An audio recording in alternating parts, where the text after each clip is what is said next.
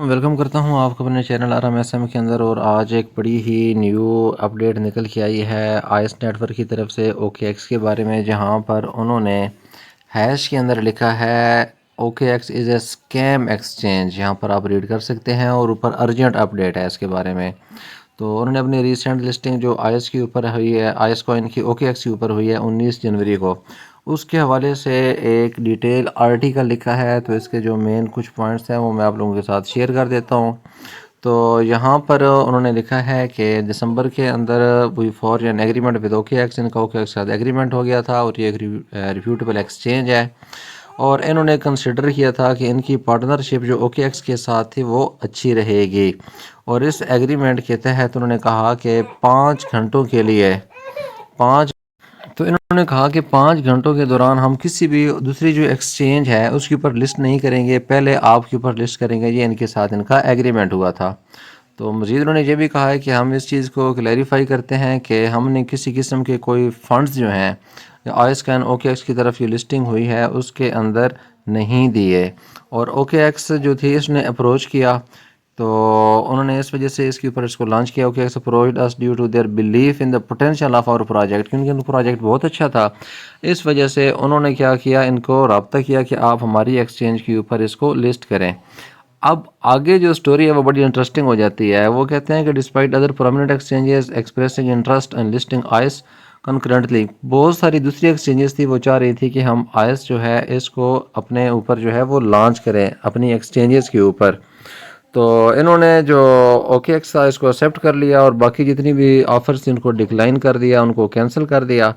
और दिसंबर के अंदर OKX जो थी उसने एक और प्रोजेक्ट था अवाइव का। अगर आप लोगों ने इसको ज्वाइन किया हुआ था तो अच्छी बात है, अभी भी इसकी माइनिंग हो रही है। अगर आपने इसको अभी भी ज्वाइन करना है, लिंक आपको डिस्क्रिप्शन के अंदर मिल जाएगा, आप इसको ज्वाइन कर सकते हैं।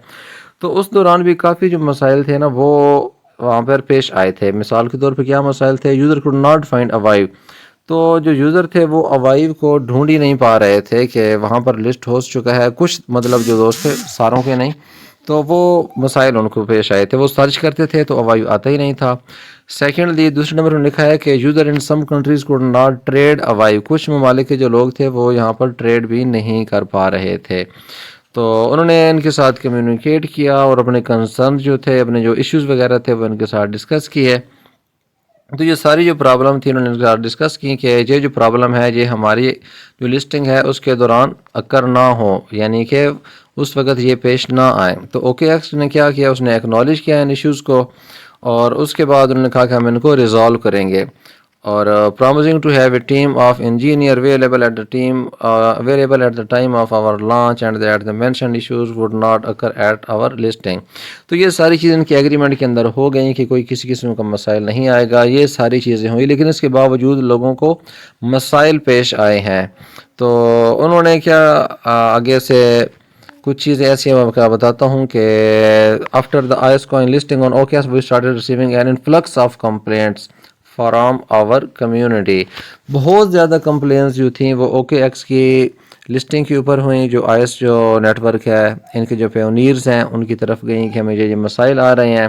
तो बाकी बड़ा लंबा आर्टिकल है, मैंने इसको रीड किया है, मैं आपको थोड़ा सा बता देता हूँ। उन्होंने कहा कि हमें मसाइल आ रहे हैं, मिसाल के तौर पे एक बंदा जो है वो एक ही सिटी के अंदर रह रहा है और साथ में उसने कुछ दोस्तों को ज्वाइन करवाया हुआ है, या वो एक ही सिटी के अंदर रह रहे हैं।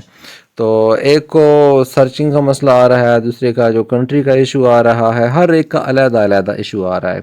जबकि वो जो कंट्रीज़ थे उनके अंदर वो बैन भी नहीं थी। ये सारे जितने भी आर्टिकल है वहाँ से खुद भी रीड कर सकते हैं। तो उनको इशू ये आ रहे थे कि सेम जगह पे रहते हुए OKX उनको शो नहीं कर रहा था, किसी को कॉइन रिसीव नहीं हुए। इसी तरह से कुछ दोस्त ऐसे थे जो सर्च कर रहे थे तो सर्च में आ ही नहीं रहा था, किसी के एड्रेस का मसला आ रहा था। इस तरह से काफ़ी चीज़ें थी।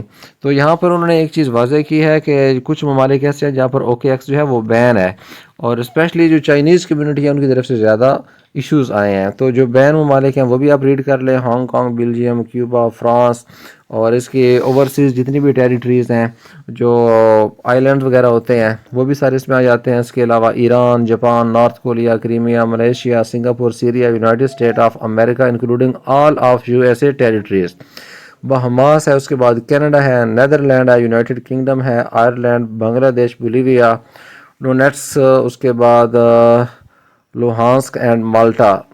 تو ان ممالک کے اندر اوکے ایکس جو ہے وہ آلریڈی نہیں چلتی.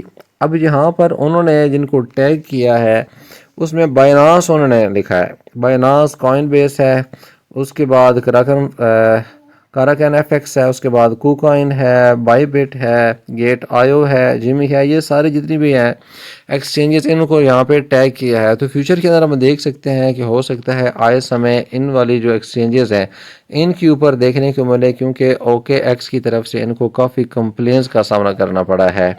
تو جڑے رہیے، آئس کو مائن کرتے رہیے.